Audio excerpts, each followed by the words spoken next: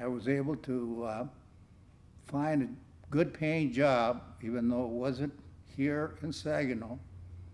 My dad had a friend that lived in Detroit. I guess he was related, but I don't recall that for sure. And he said, why don't you come up to Detroit and I'll see that you get a job. I says, okay. At that particular time, I was 18 years old.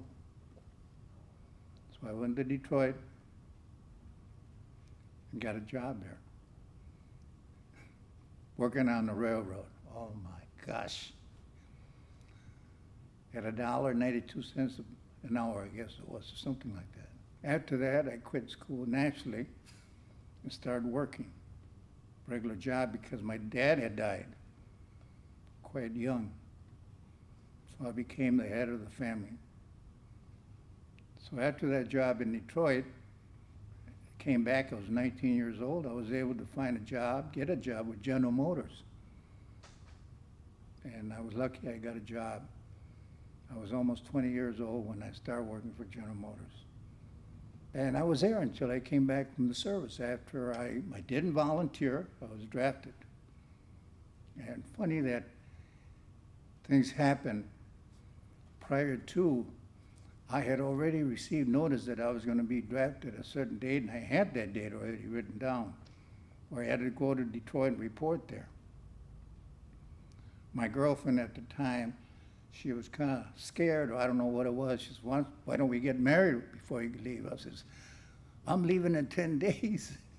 So let's get married this coming week. So we did get married. So we were together for 10 days and I left. And of course, I served in Korea for almost 2 years.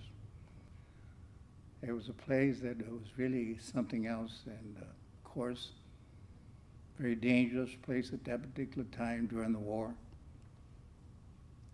But I thank the good Lord that I was able to come home again and all in one piece. One of the interesting things and more frightening to me, because no matter who you are, when you're doing something like that, you know that your life is at stake. In the beginning, it was pretty rough.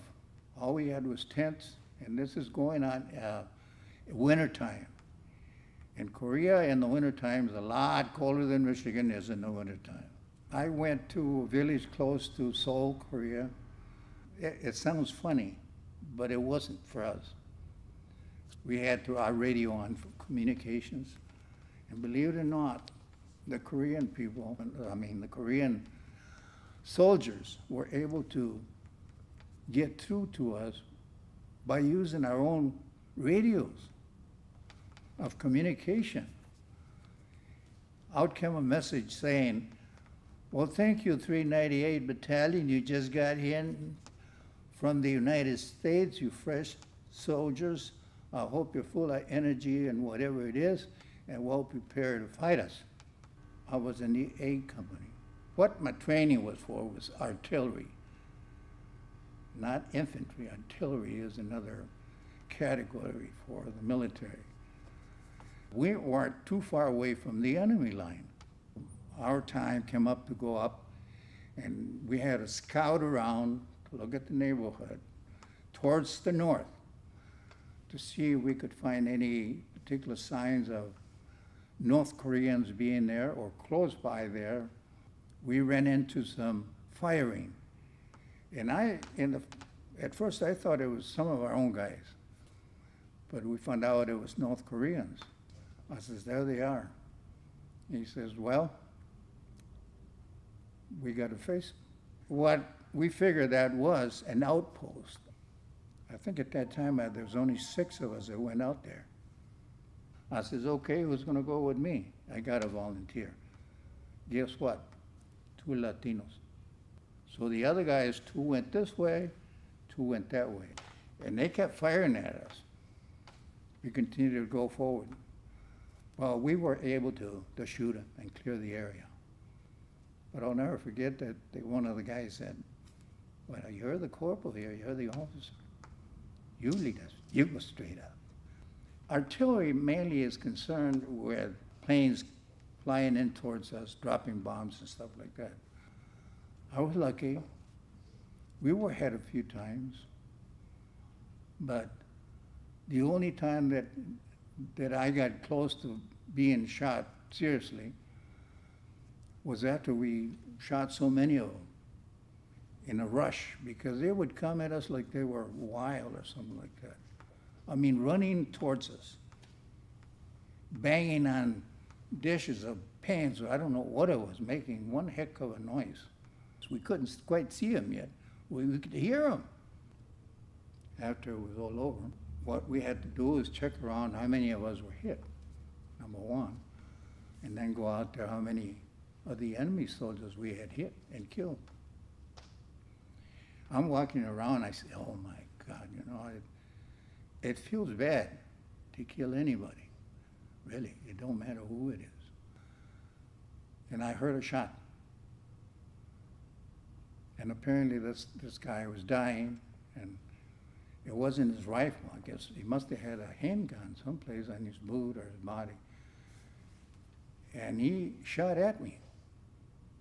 But I didn't feel it right away.